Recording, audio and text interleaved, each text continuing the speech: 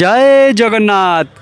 জগন্নাথ ভগবানের গীত গোবিন্দ অতি প্রিয়, তাই একসময় ভগবান সেই গীত গোবিন্দ শ্রবণ করার জন্য একটি মেয়ের কণ্ঠে একটি বাগানে গিয়েছিল। আর সেখানে ভগবানের যে চাদর সেই গাছের সঙ্গে লেগে থাকে।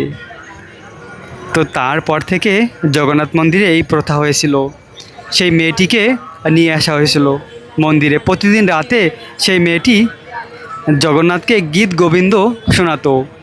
জয়দেব গোস্বামীর এই গীত গোবিন্দ জগন্নাথের অতি প্রিয়। তেমনই জগন্নাথের আরেকটি মন্ত্র খুব প্রিয়, যেটি কুন্তী মহারানী প্রার্থনা করেছে। সেই মন্ত্রটি হলো কৃষ্ণায় বাসুদেবায় দেবকী নন্দনায় চ নন্দগোপকুমারায় গোবিন্দায় নমঃ নমঃ। এই মন্ত্র জগন্নাথের খুব প্রিয়। দেখুন কত সুন্দর জগন্নাথ, আহা যশ শুনেই কত আনন্দ প্রাপ্ত হওয়া যায়।